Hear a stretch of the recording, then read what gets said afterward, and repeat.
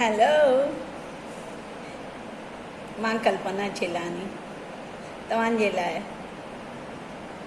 पंहिंजे सभ्यता जो वरसो खणी आई आहियां।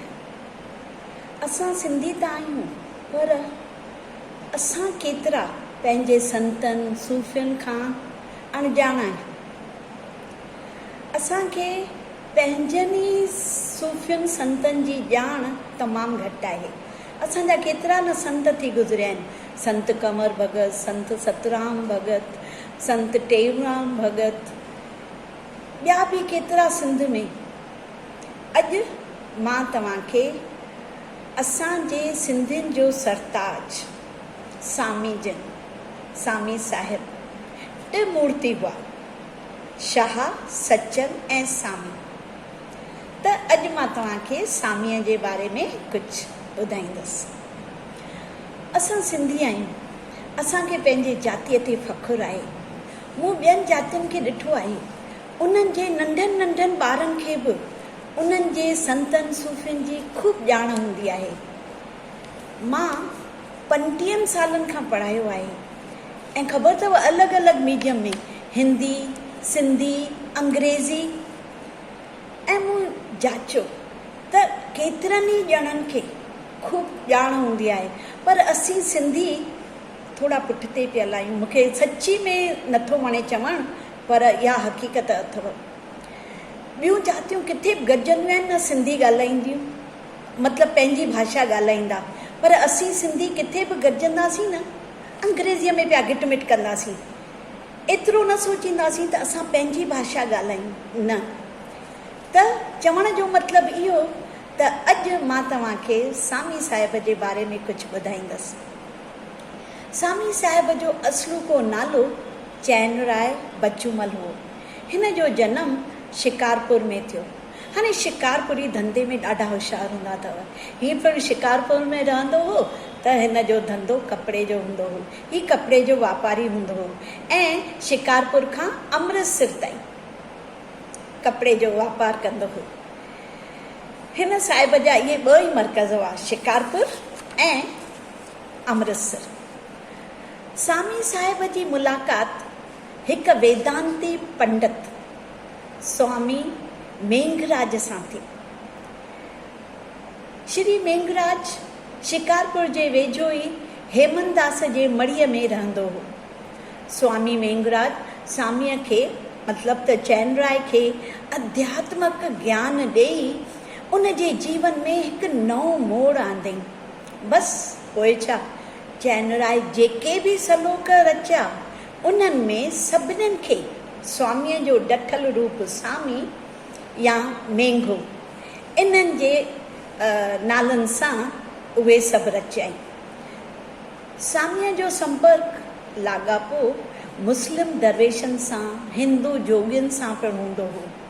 सामी चैन वेदनि, दर्शन जे 6 शाखुनि, 18 पुराण ऐं गीता जो ज़िक्र कयो आहे।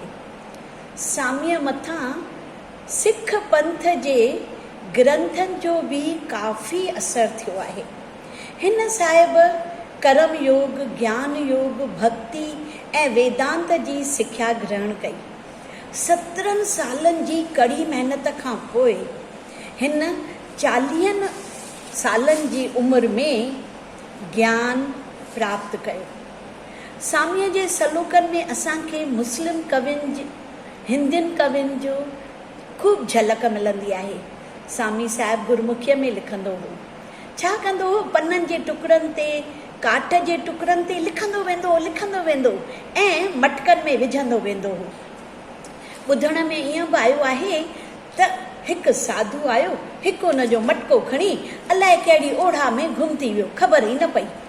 ऐं पोइ इहो पिणु पढ़णु मिलियो त सामीअ जे पुटु घनश्याम दास इन्हनि जे सलोकनि जी छपाई कराई। असांजे सिंधियुनि जे सरताज महान लेखक कौरोमल खिलनाणी सामीअ जे देहांत जे 35 सालनि खां पोइ 2100 श्लोक गॾु करे छपाया। हाणे ॾिसो, मां तव्हांखे 2 सिटूं हुन जूं ॿुधायां थी। पेही ॾिस परतीत सां दिल जो खोले दर, कढी गैर गंजर मेलो कर महबूब सां। वरी ॿुधो, पेही ॾिस परतीत सां दिल जो खोले दर, कढी गैर गंजर मेलो कर महबूब सां। मतिलब त असांखे अंदर में झाती पाइणु घुरिजे, दिल जो दर खोले सभिनीनि गैरनि खे मिटाए प्यार सां प्रभुअ सां मिलणु घुरिजे। प्रभुअ खे पाइण जो हिकु ई सही तरीक़ो आहे प्यार। सभिनीनि सां प्यार कजे, छाकाणि त हर कंहिं इंसान में प्रभु समायल आहे। हाणे अलॻि अलॻि माण्हू हिन जे सलोकनि जी अलॻि अलॻि माना ज़ाहिर कनि था। ॿियो ॿुधो, नीच ऊच थिया केतिरा करे कमाई, जिननि लिम लाई से सभई सुधरियल। नीच ऊच थिया केतिरा करे कमाई, जिनी लिम लाई से सभई सुधरियल। मतिलब त प्रभुअ जे दरबार में ऊच नीच केर बि कान्हे, सभु प्रभुअ जे दृष्टिअ में सम आहिनि। जिन प्रभुअ जी महिमा कमाई से ऊच थी विया। स्वामी जिन जो चवणु हो त जग झूठ आहे, हीअ दुनिया मैली आहे, हिते कुझु बि रहण जो नाहे, सभु हिकु ॾींहुं हितां हलिया वेंदा। जिन जनम वरितो आहे उन्हनि खे हिकु ॾींहुं त हितां वञिणो बि आहे। माया मोहिणी आहे, माया नांगण आहे, माया ॾाइण आहे। इंसान जा 5 बलवान दुश्मन अथव, काम, क्रोध, लोभ, मोह, अहंकार। हाणे इहे दुश्मन असां इंसाननि जे आध्यात्मिक राहुनि में एॾियूं त रंडकूं विझनि था जो असीं कुझु करे नथा सघूं।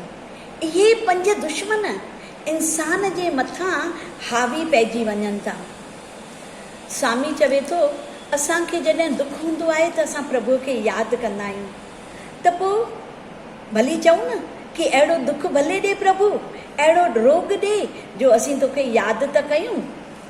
स्वामी साहिबु इख़लाक़ी तरफ़ पिणु काफ़ी झुकियल हुआ।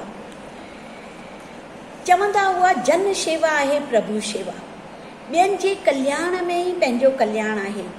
प्रभुअ जो बानो थियणु बादशाहुनि जे बादशाहीअ खां जाम जाम जाम मथे आहे।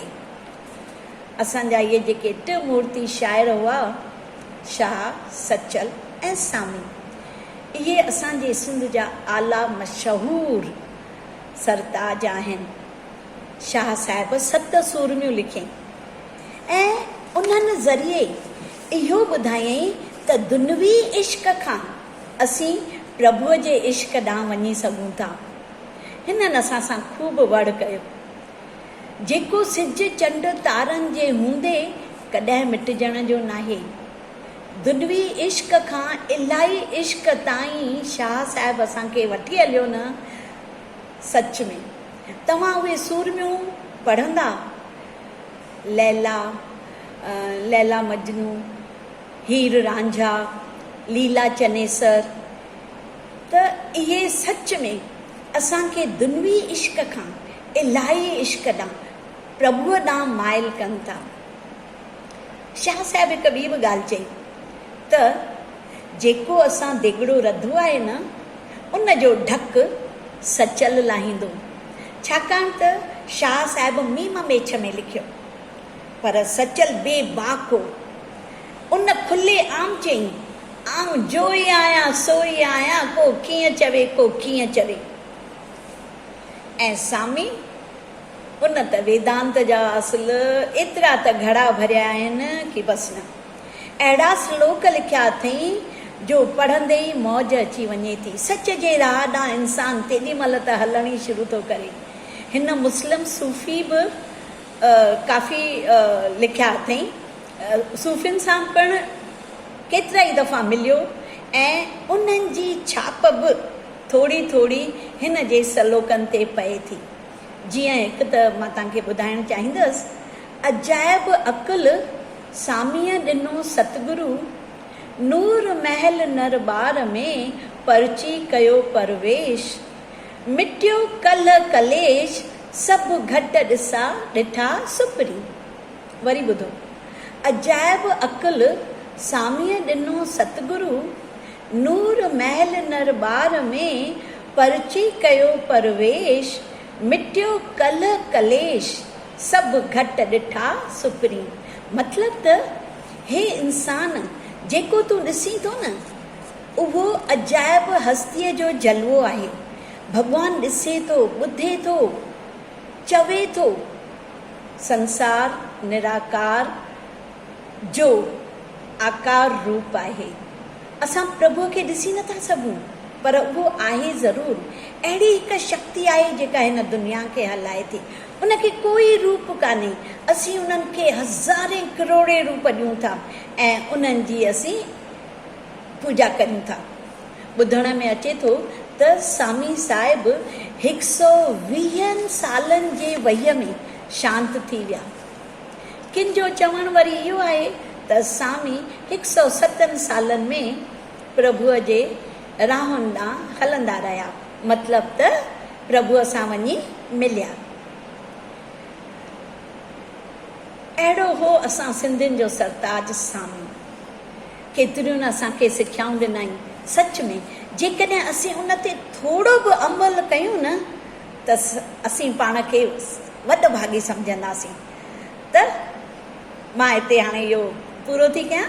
मां वरी ॿियो दफ़े तव्हांखे शाह ऐं सचल जो उहे पिणु थोरे थोरे में ज़िक्र करे ॿुधाईंदसि। उमेद त वणियो हूंदव। धन्यवाद।